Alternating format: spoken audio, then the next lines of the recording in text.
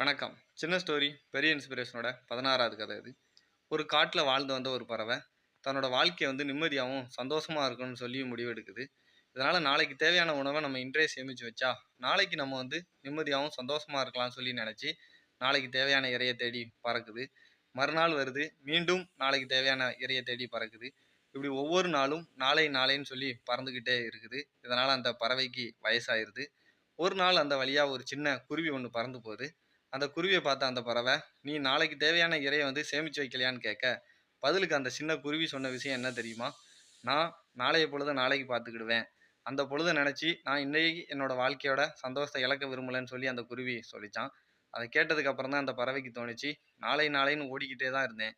ஆனா என்னோட வாழ்க்கையில அந்த நிம்மதியையும், சந்தோஷத்தையும் இழந்துட்டோம்" அப்படின்னு. இதே மாரி தாங்க. நம்மளும் நம்ம லைஃப்ல நாளை நாளைன்னு ஓடிக்கிட்டே தான் இருக்கிறோம். இந்த விஷயத்த செஞ்சா சந்தோஷமா இருப்பேன். இந்த வேலைய செஞ்சுட்டா நிம்மதியா இருப்பேன்னு சொல்லி நாளை நாளைன்னு ஓடிக்கிட்டே தான் இருக்கிறோம். எதிர்காலத்த பத்திய ஒரு திட்டமிடல் இருக்கணும். ஆனா, அதுக்காக இன்றைய தினத்தோட வாழ்க்கையோட சந்தோஷத்த நம்ம இழந்துறக்கூடாது. ஏன்னா, இன்னைக்கு சந்தோஷமா இருக்கிறனால மட்டும் தான் நாளைக்கும் சந்தோஷமா இருக்க முடியும். எப்போதுமே வாழ்க்கைய பத்தி ஓடிக்கிட்டே இருக்கக்கூடிய ஃப்ரெண்ட்ஸ் அண்ட் ஃபேமிலி மெம்பருக்கு இந்த வீடியோவ ஷேர் பண்ணுங்க. இதே மாரி நெறைய இன்ஸ்பிரேஷனல் ஸ்டோரிக்கு நம்ம பேஜ் கூட இணைந்திருங்க.